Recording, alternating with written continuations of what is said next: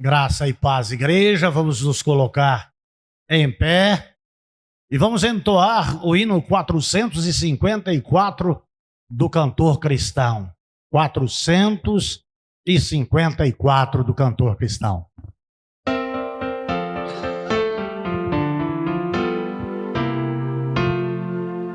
Temos por lutas passado, umas temíveis cruéis, mas o Senhor tem livrado dela os teus servos fiéis. Força e poder nos tem dado, Ele nos tem sustentado, dando-nos sua mão, vida de paz, perdão, salvação. Sim, Deus é por nós, quem nos vencerá? Dar-nos a poder real, Deus nos guardará, defender-nos-á, livrará do mal. Vamos, irmãos, cantar nosso Senhor, louvar e exaltar. Sim, Deus nos tem prometido uma vitória cabal. Não se tem Ele esquecido que na palavra real Ele nos tem protegido, tudo nos tem garantido, graça e favor sem par, sem todo bem-estar quer nos dar. Sim, Deus é por nós, quem nos vencerá? Dar-nos a poder real, Deus nos guardará, defender-nos-á, livrará do mal. Vamos, irmãos, cantar nosso Senhor, louvar e exaltar. Louvado seja o nosso Senhor. Vamos orar. Pai querido, mais uma vez falo com o Senhor e tenho o grande privilégio de estar falando com o Senhor, junto ao povo do Senhor e na casa do Senhor. Porque o Senhor é o Deus a quem amamos, buscamos, servimos, adoramos e testemunhamos dos teus feitos por intermédio também das nossas vidas. Nós somos testemunhas vivas do que o Senhor Deus fez, do que o Senhor Deus faz, do que o Senhor Deus fará. Nós te somos muito gratos, Senhor. Nós te agradecemos por Jesus Cristo, teu Filho, nosso eterno e amado Salvador, e te agradecemos também pelo Deus Espírito Santo, Consolador real, que nos ajuda, Senhor Deus, na nossa trajetória de vida e está conosco e não nos deixou órfãos. Quero te louvar e exaltar o teu nome por estar com o Senhor na casa do Senhor, proclamando o Evangelho de Jesus Cristo. Nos abençoe neste culto, direciona-nos, ilumina-nos com o teu Espírito Santo. Eu oro no nome de Jesus. Amém. 438 do cantor cristão. 438.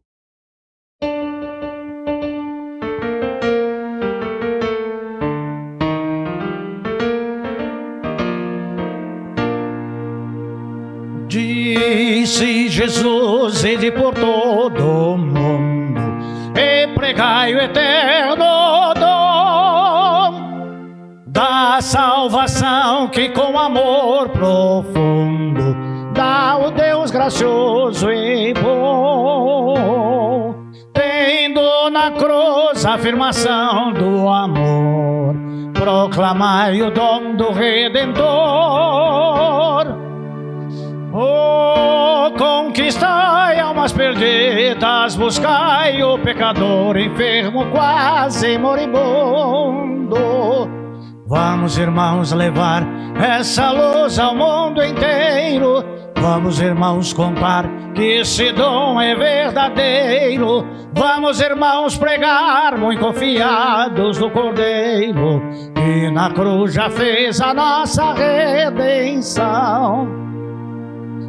Todos unidos nesse grande intento, proclamemos salvação,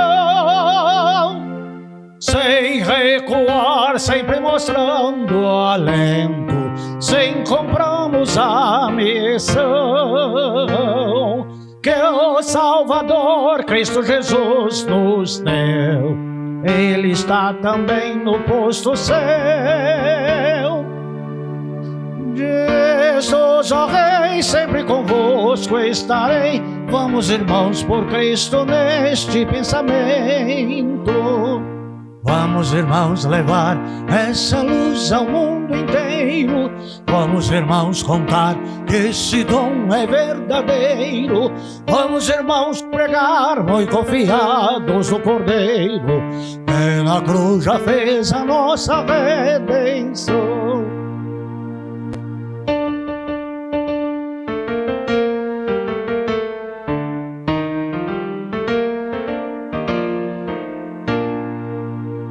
Firmes levemos a mensagem santa do Evangelho de Jesus.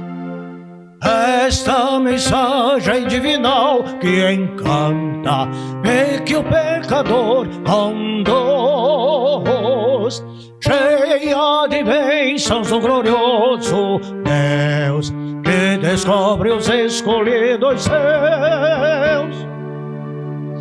Cheia de amor, traz do céu o fragor da compaixão de Deus e dá-nos graça tanta. Vamos, irmãos, levar essa luz ao mundo inteiro. Vamos, irmãos, contar que esse dom é verdadeiro. Vamos, irmãos, pregar muito confiados no Cordeiro, que na cruz já fez a nossa redenção. Os irmãos podem se assentar. Mais um domingo com o Senhor, na casa do Senhor, com o povo do Senhor. Essa é a nossa 7ª mensagem desta série maravilhosa que nós estamos pregando. Nós estamos falando da fonte de iluminação. E nesta série de mensagens, embora as mensagens sejam expositivas, embora as mensagens sejam apologéticas, embora as mensagens sejam textuais, ela é biográfica. Homens inspirados por Deus, que testemunharam de Deus na sua vida, na sua trajetória, nos ilumina hoje com os seus feitos. Isso muito nos alegra. Então, nós estamos vendo personagens dos quais já vimos Noé, já vimos Moisés, já vimos Josué, e hoje nós estaremos vendo o apóstolo Paulo, que ele é filho de judeu, nascido em Tarso, mas que tinha o ensino da lei e da Torá, e foi ensinado porque o pai era fariseu, era um guardador da lei. E quando jovem, voltou a Jerusalém e estudou no templo de Salomão. Esse templo ele foi reconstruído por Herodes, o Agripa, e ele estudou lá com um grande mestre da época, Ramal Gamaliel. E ele aprendeu tudo acerca da lei e do judaísmo. E ele, como fariseu, observador da lei, ele vivia literalmente o que aprendia. E aí ele é um defensor ferrenho do judaísmo e contrário a todas as outras religiões. O apóstolo Paulo, ele nasceu no ano em que Cristo morreu. E ele aos 28 anos de idade, ele tem um encontro com Jesus Cristo.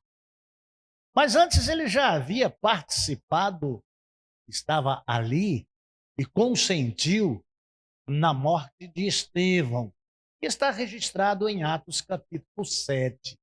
Os irmãos que gostam de estudar a palavra de Deus podem ver que Paulo estava até com as vestes, a capa de Estevão em os seus braços.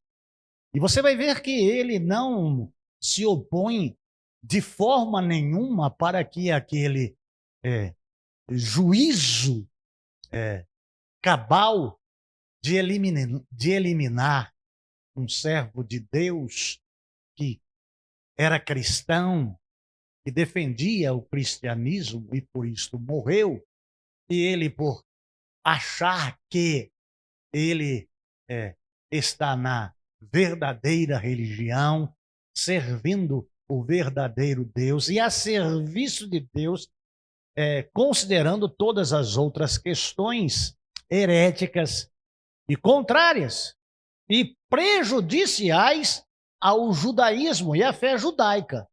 Então, ele, como fariseu, ele está defendendo, segundo o seu conceito,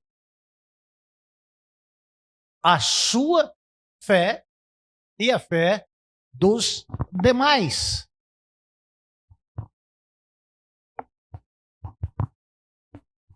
Ele, nesta defesa, ele fazendo isso, julgava estar fazendo alguma coisa correta. E eu gostaria de convidar os irmãos a lerem comigo Filipenses, capítulo 1, versículo 6. Filipenses, capítulo 1, versículo 6. Aí já é Paulo, que já não tem mais o seu nome Saulo, que é da tribo de Benjamim, que tem a mesma raiz do nome Saul, que foi rei em Israel, e que é da mesma tribo de Benjamim. Então, Saulo é transformado.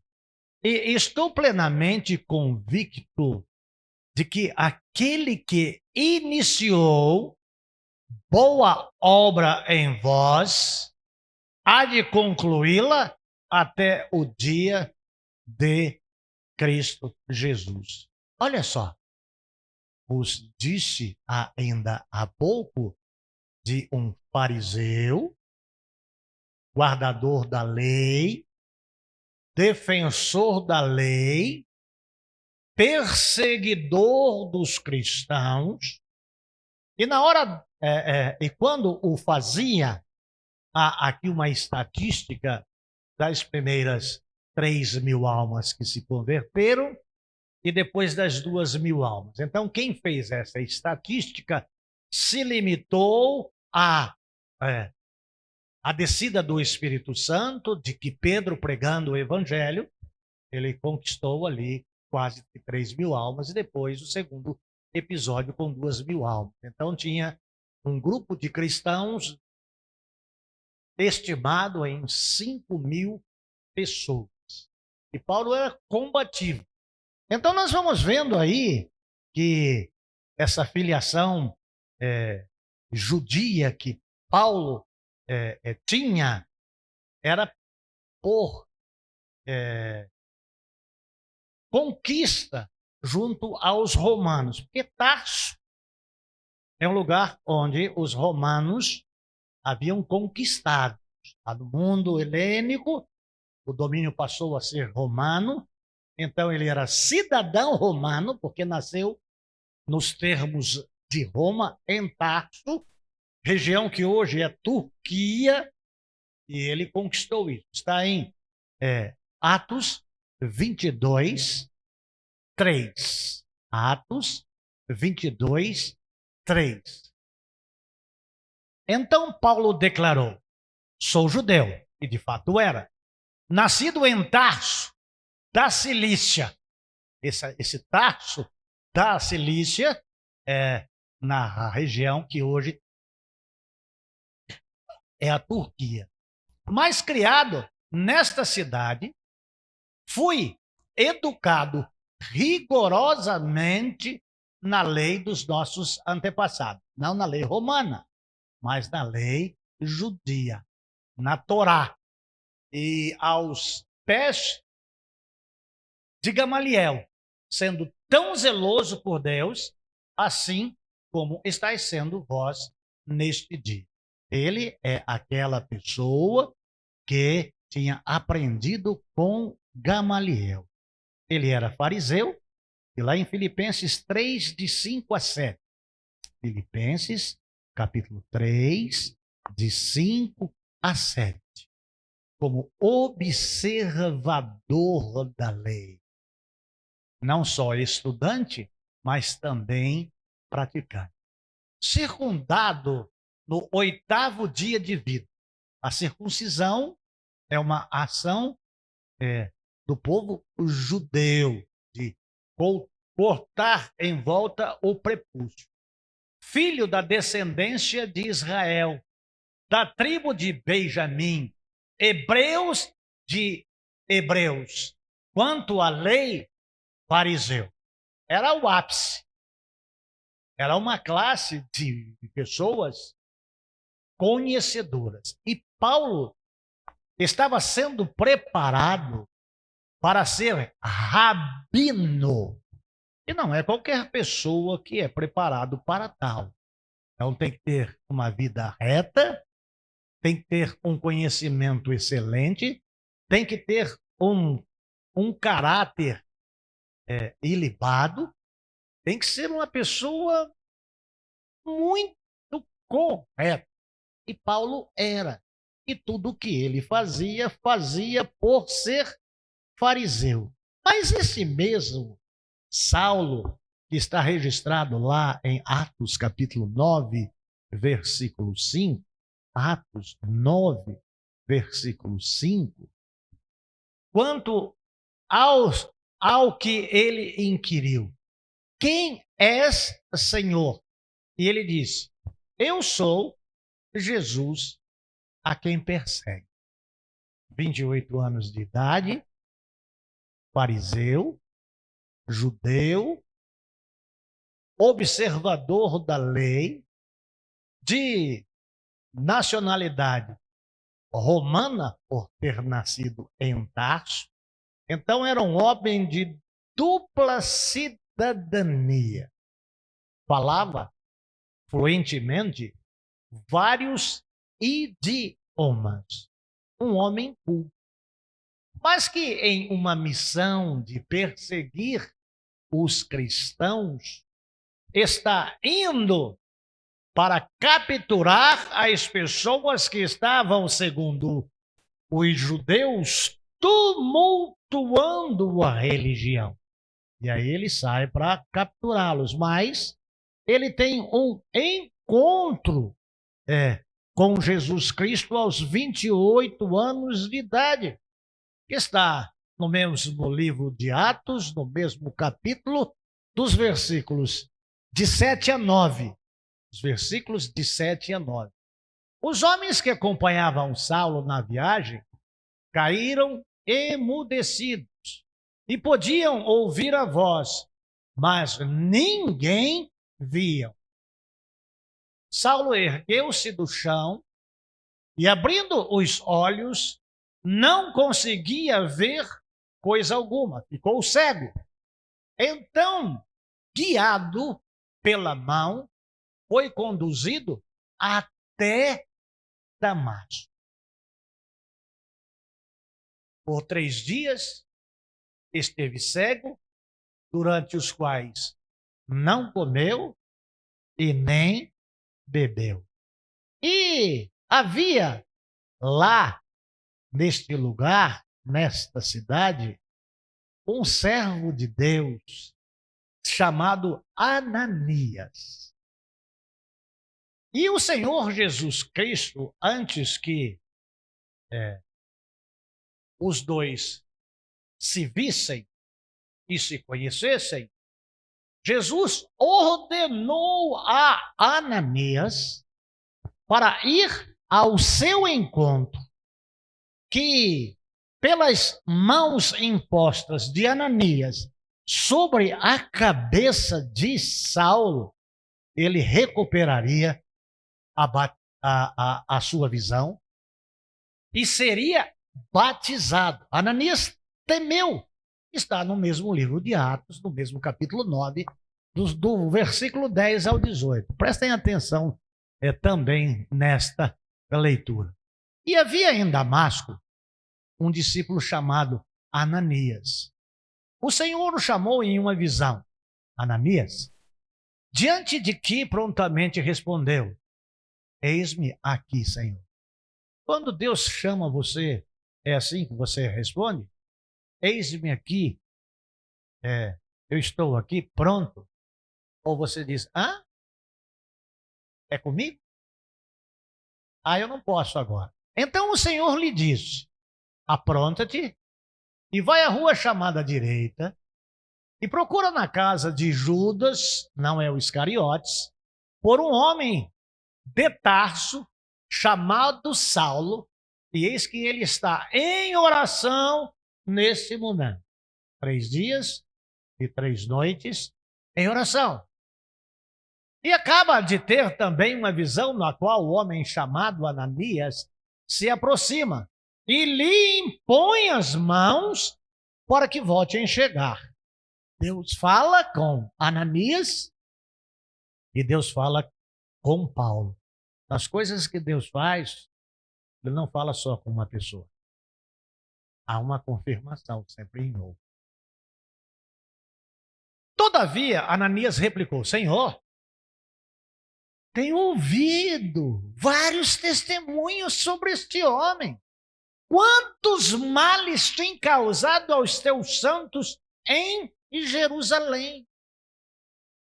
E ele chegou aqui com toda a autoridade dos chefes dos sacerdotes para prender todos os que invocam o teu nome. Porém, o Senhor ordenou-lhe, vai, pois ele é para mim um instrumento escolhido a fim de levar o meu nome diante dos gentios e seus reis e perante o povo de Israel. Um perseguidor escolhido de Deus como vaso escolhido. Revelarei a ele tudo quanto lhe será necessário sofrer por causa do meu nome. Então Ananias foi e, entrando na casa, impôs sobre ele as mãos, declarando, irmão Saulo, o Senhor Jesus que lhe apareceu no caminho por onde vinhas, enviou-me a ti para que tornes a ver e fiques pleno do Espírito Santo. Imediatamente lhe caíram dos olhos algo parecido com umas escamas, e ele passou a ver de novo. Em seguida, levantando-se, foi batizado. Irmãos, aí também dá para entender muito bem sobre a segunda bênção e o segundo batismo. Ananias impôs as mãos, veio enchimento do Espírito Santo, depois ele foi batizado. E esse batismo não é no Espírito. Esse é o batismo que praticamos, por imersão. Aquele mesmo batismo que aquele eunuco da rainha de Candace, ele passou. Tem água aí. O que me impede de ser batizado? Como eu vos disse anteriormente, ele tinha sido instruído por os mais nobres em todos os tempos. Mas esse aqui, ele é preparado por Deus para uma obra que Deus tinha designado a ele. dado o seu muito conhecimento, dado a sua muita sabedoria, dado ao seu muito zelo, dado a, ao seu caráter, aquilo que Ananias, aquilo que Gamaliel ensinou para ele no templo de Salomão por 5 anos, o Espírito Santo vai ensiná-lo a sofrer. Porque dura coisa é recalcitrar contra os agrilhões de Deus. 3 anos depois desse episódio, ele, lá no deserto da Arábia, ele passa lá, e aí, depois desses 3 anos de preparo, pelo Espírito Santo, ele volta para Jerusalém, onde conheceu Pedro e Tiago. Gálatas, capítulo 1, versículo 11 e 12. Gálatas, capítulo 1, versículo 11 e 12.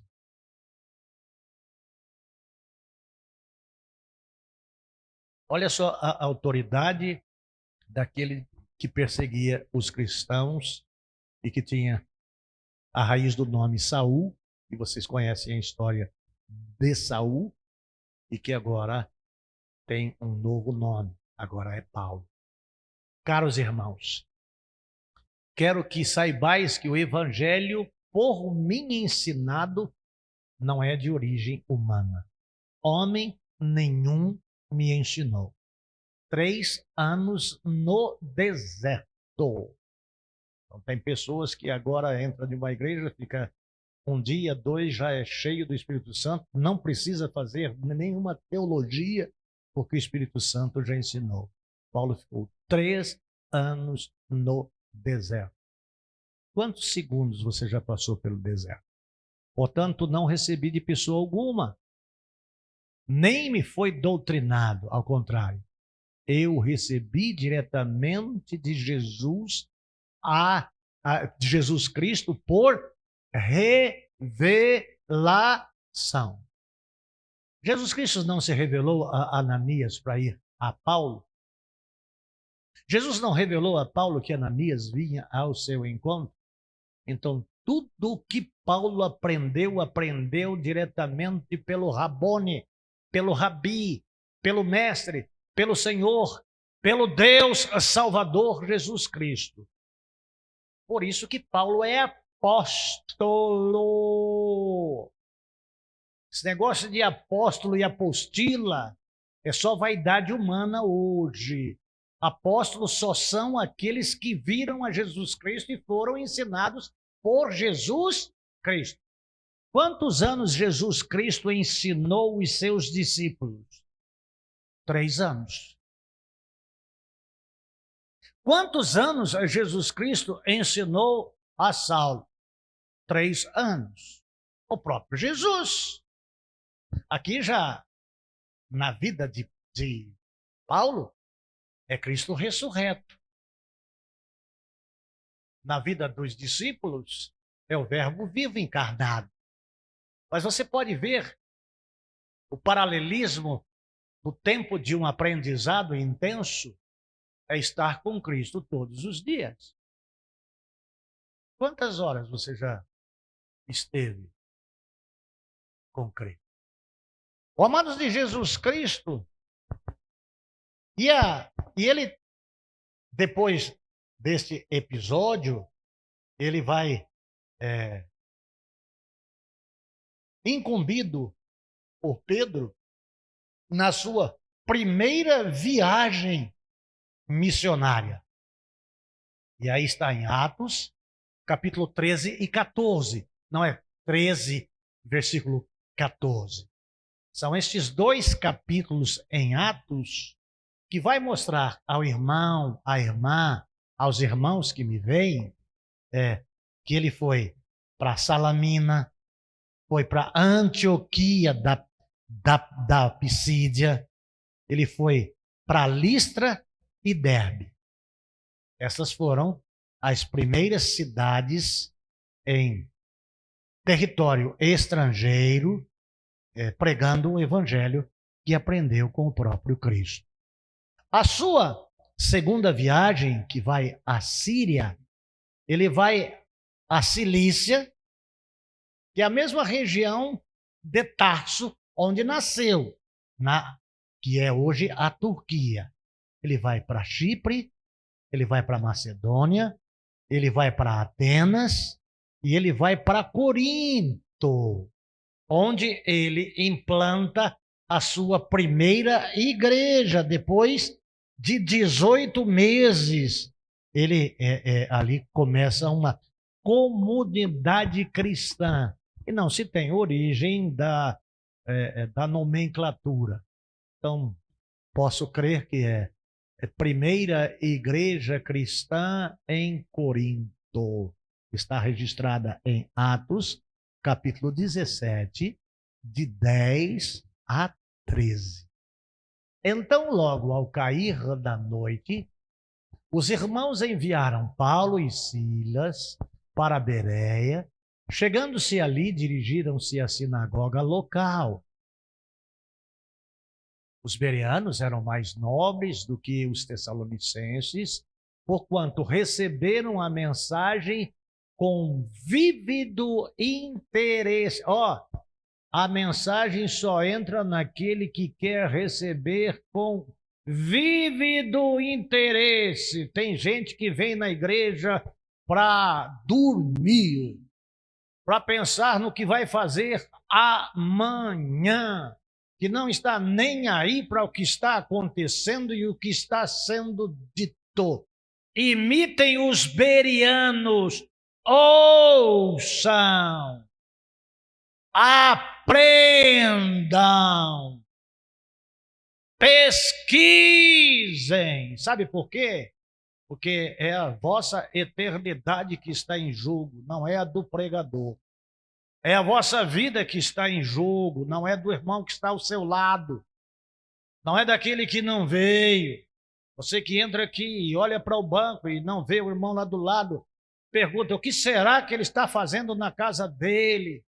Ele deveria estar aqui, essa mensagem era para ele. Não se preocupa porque está nas mídias sociais. Se ele quiser, ele pode ver o culto, ouvir, mas tenha vontade de ouvir, vívido interesse. E dedicaram-se ao estudo diário, das Escrituras. E com o propósito de avaliar se tudo correspondia com a verdade. Amados de Jesus Cristo, seja um bereano. Estude a palavra de Deus. Cresça. Versículo 13. Não tem, Alex? É 12, né? 17, 10, 12. Erro do pastor. Tenha. E aí, vem a sua terceira viagem, que ele volta a Corinto e Éfeso, na Macedônia. E aí ele vai nessa terceira viagem para angariar fundos para auxiliar os judeus cristãos que estavam sendo perseguidos. E chegando em Jerusalém, de volta desta viagem, sem contar os naufrágios, sem contar todas as coisas que lhes aconteceram, que o Espírito lhe preparou para sofrer. Então aqui você vai vendo o sofrimento. Como a gente está voando em viagem panorâmica, biográfica, se nós entrarmos na vida de cada personagem, aí eu creio que nós temos uns 3 anos de mensagem textual, expositiva, apologética, biográfica. Porque, principalmente o apóstolo Paulo, que escreveu 14 cartas. 14 epístolas, embora tenham aqueles que dizem que o livro dos Hebreus não tem nada a ver com Paulo, o que eu divijo em número, gênero e grau. Então ele vai à Macedônia, porque alguém disse, atravessa a Macedônia e ajuda-nos, e ele volta a Jerusalém para socorrer. Quando ele vai nessa terceira viagem, tem 53 anos. E aí é no ano de 54 DC. Está lá em Atos, capítulo 18, 19 e 20. Atos 18, 19 e 20. Chegaram então a Éfeso, onde Paulo deixou Priscila e Áquila. Ele, no entanto, depois de entrar na sinagoga local, começou a pregar aos judeus. Pregar tudo aquilo que ele defendia que não podia ser pregado. Estes rogaram que permanecesse por mais algum tempo, todavia ele não se aqueceu. Ele não quis ficar ali. Ele foi para o outro lugar porque tinha que voltar. Então, ele volta para socorrer no ano 58, fica por 4 anos lá, e ele levado, volta para Jerusalém, é preso, é levado a Roma, mas no caminho, lá em Atos capítulo 28, versículo 30, ele sofre um naufrágio. Por 2 dias completos, Paulo permaneceu na casa que havia alugado e recebia tantos os que o procuravam. Aí ele chegou em Roma, a sua prisão domiciliar, e os leitores da palavra de Deus também vão ver toda a trajetória do que vai acontecendo com ele. Ele fica lá nessa ilha, aí ali ele é picado pela cobra, as pessoas esperam que ele morra, ele não morre, aí declaram no Deus Júpiter. Você vai vendo todas essas questões, mas você precisa ser que nem os bereanos. Você precisa estudar a palavra de Deus com avidez. Então, amados de Jesus Cristo, este apóstolo, este servo, este cristão que teve a sua vida transformada por Deus por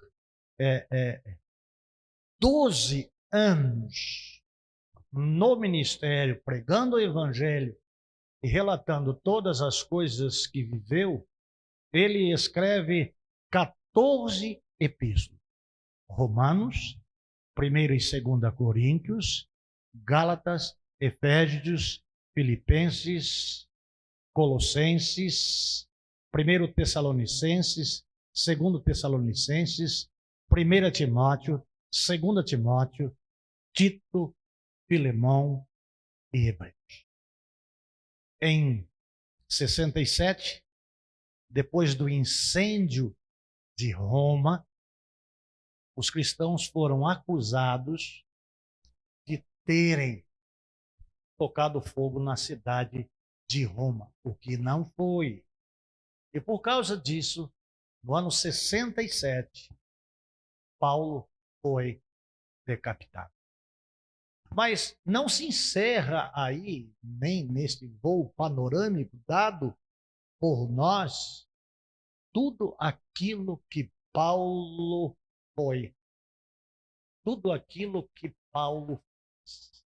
Você pode estudar no livro dos Atos dos Apóstolos e nas suas missivas, nas suas epístolas, nas suas cartas, como uma pessoa faz, para que faz, para quem faz e por que faz.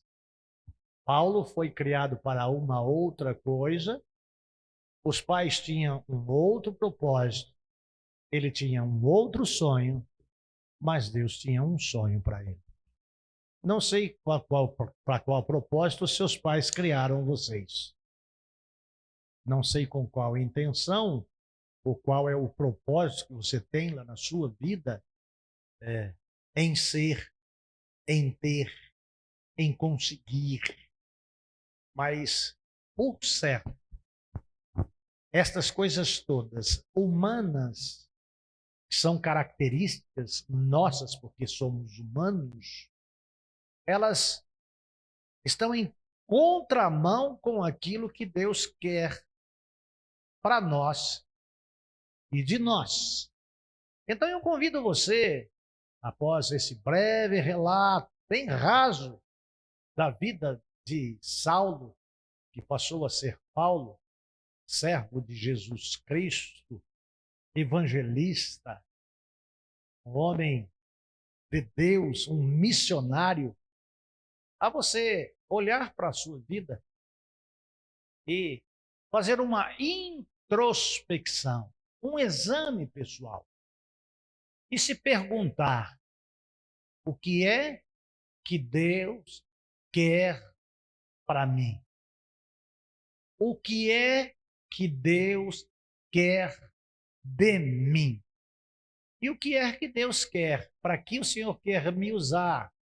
Onde quer que eu o sirva? Como quer que eu o sirva? O exemplo da vida de Paulo, ele está em nós, para quando nós formos pregar o Evangelho, não escolhermos para quem? Nem em cor, nem em fisionomia, nem em status quo social. E o Evangelho, ele é para todos. E que as vidas podem ser alcançadas. Nesta semana que se passou na cidade de Jacupiranga, tive contato com uma pessoa. Ele me falou o nome dele, mas o apelido dele, com o sobrenome dele, me ficou gravado. Nego Ferreira. Deve ser parente do Pedro. Disse, a gente, como pastor, tem no ministério algo de que as pessoas, ao nos verem já pela primeira vez, já abrem o seu coração. Fui levado lá, não por acaso, mas uma visita não programada, mas cheguei até lá. E aí eu fui ver onde ele estava, com quem ele estava, o que fazia. Começamos a conversar e a minha conversa tem como objetivo Cristo, proclamação de Cristo. E aí ele já começou a contar a vida dele, dizendo que viveu 10 anos no mundo, sem um teto. Era tocador de boiada, era dono de comitiva. Começou dizendo assim: nunca matei ninguém com as minhas mãos, mas já mandei matar muitas pessoas. E foi abrindo o coração, e foi falando, e foi falando, e foi falando. E aí nessa hora você se cala e você começa a ouvir o que a pessoa está falando. E aí ele conta a experiência de vida dele até chegar naquele momento e de estar vivo, porque ele crê que Deus tem alguma coisa na vida dele. E aí a gente começa a falar do amor de Deus, da misericórdia de Deus, da graça de Deus. Era um homem racista.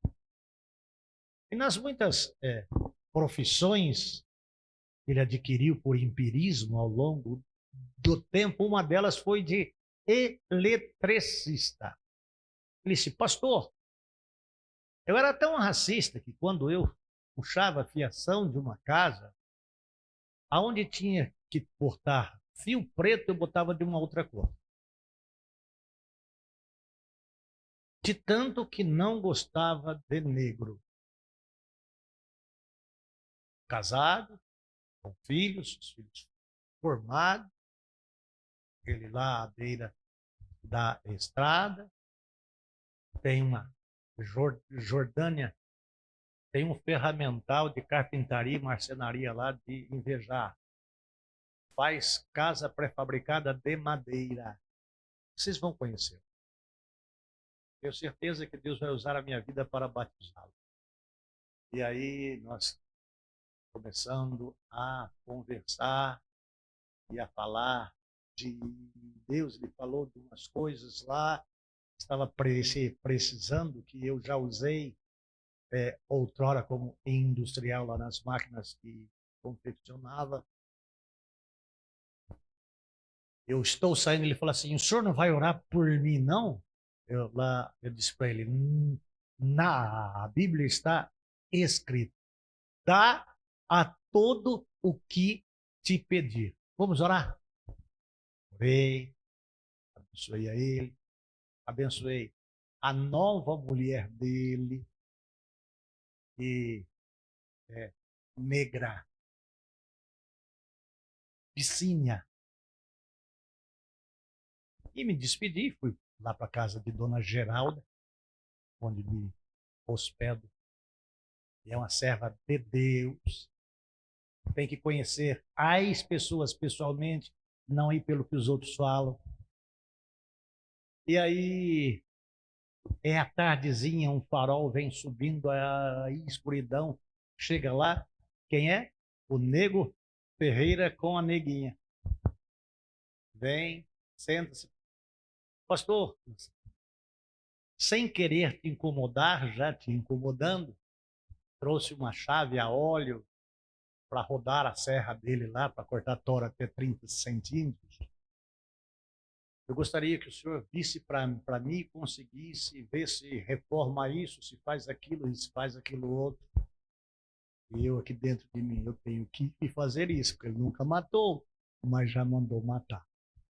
Então amanhã cedo eu procuro isso para o senhor, vejo tudo isso, tal, já levanto o dia, já saio, já ligo para o Rodrigo lá no Rio de Janeiro, já converso com o Rodrigo já manda a relação daquilo que é, já vou ao reencontro dele e explico para ele todas as coisas. E aí ele senta comigo, começa a abrir mais a vida dele. E quando eu estou para fazer o fechamento dele se render a Jesus Cristo, chega sempre uma pessoa nessa hora. E não deu para concluir. Mas junto com a pessoa ali, que ele tinha que ir atender, ele disse assim, pastor, deixa eu te dizer uma coisa.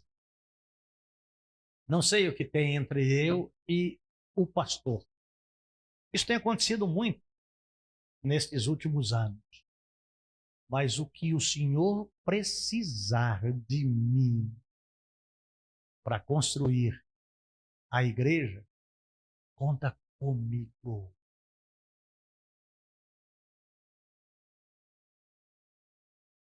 Então, se a gente olhar as pessoas e conhecer as pessoas, o que um pastor sai de uma cidade de Barueri e vai para a cidade de Jacupiranga, e lá no meio do mato de Jacupiranga conhece um peão de boiadeiro, de rodeio, que não matou ninguém, mas já mandou matar a muitos.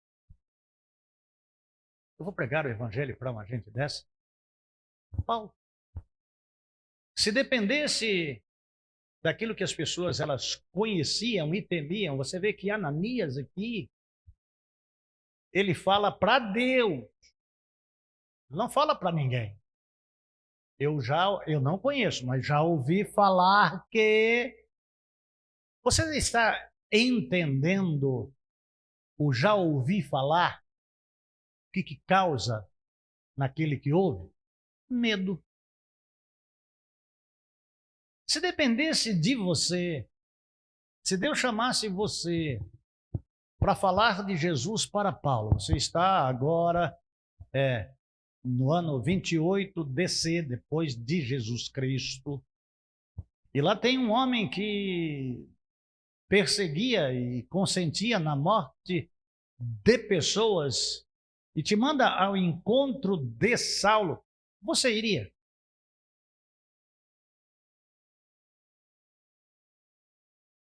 se alguém me fala,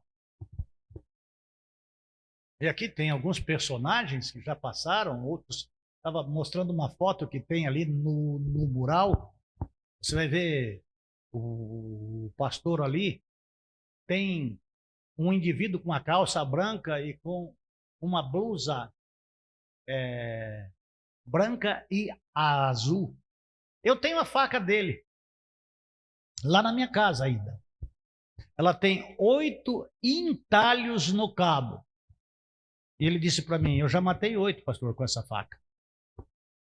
E eu tenho essa faca, tenho a faca de alguém que veio matar a irmã Vitória, aí onde está o piano, em um almoço que nós estávamos aqui. E tenho a faca do namorado de uma irmã da igreja, que tem uma irmã aqui, que chamava Antônio, que ia matar a namorada que tinha traído ele. Ele já morreu há 3 anos de câncer. Eu tenho essas 3 facas. Falar de Jesus para uma pessoa dessa, que tem uma vida dessa, que tem um comportamento desse, primeiro, eu tenho medo. E segundo, porque eu tenho um modo de justiça de que aquela pessoa ela merece ir para o inferno. Como é que alguém que consente na morte de um homem de Deus, que na sua morte por apedrejamento, no seu último instante de vida, diz: não lhes imputes este mal, e expirou. Então a gente tem algumas reservas. A gente forma uma imagem do que os outros falaram. A pessoa que me fez a limpeza do terreno lá, teve a infelicidade de ser atingido por uma garrafa lá na cabeça, de longe ter sido cortado, investir em cima daquele que lhe tacou esta garrafa. E ele vai para brigar com essa pessoa e entra alguém no meio do deixa disso. E segurando, ele abaixou, puxou a faca lá na perna e furou a perna do outro, mas furou a femoral do outro. E o outro morreu. E aí ficou longe da casa. E aí, na boca dos outros, em uma visita que fiz a uma outra pessoa, porque lá eu visito gente, oro por gente, falo de Jesus para a gente, a casa dele tinha sido crivada de bala. Estava toda furada a casa. Mas aconteceu que na ida de um personagem até a cidade, encontrou a mulher do assassino em um mercado sem dinheiro para fazer compra, porque o marido faz 30 dias que foi preso e não tem renda nenhuma, passando necessidade com as 2 filhas. E aí essa pessoa vai levar ela com uma compra que fez até irmã Jordânia e igreja. Eu preciso dos irmãos para levantar novas cestas, para levar até para essa nova família. E entrou lá na nossa lista para socorrer lá. Está preso, que se entregou, mas foi lá na casa, está tudo normal a casa. Então, nem tudo aquilo que os outros falam é verdadeiro. E se é verdadeiro, nem tudo que os outros falam é daquela forma como lhe falaram. Toda a história tem 2 lados. Olha a figura de Paulo. E você é edificado pela vida de uma pessoa que era contra o cristianismo, mas que se converteu e teve a sua vida transformada. Então vamos crer no poder da palavra.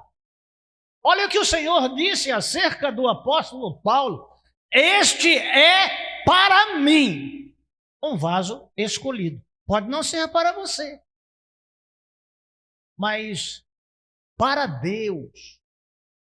Amados, Deus não vê como vê o homem. Em todas as coisas nós temos que provar e ver. Eu não posso ir por aquilo que o outro fala.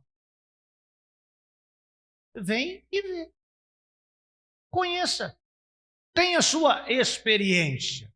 Não viva nunca pela experiência dos outros. Tenha a sua. Amados, o Senhor Jesus Cristo diz para a gente amar os nossos inimigos. Então, quando eu vejo um texto como esse, um personagem como esse, uma microbiografia como esta, é de que eu tenho que falar de Jesus para todos. Porque Deus ama a todos. E o Evangelho de Deus tem poder de mudar a vida de todos. Eu creio no poder de Deus. Eu creio no poder transformador do Evangelho. Se Deus mudou a mim, pode mudar ele também. Amém? Senhor, eu quero agradecer ao Senhor, porque posso aprender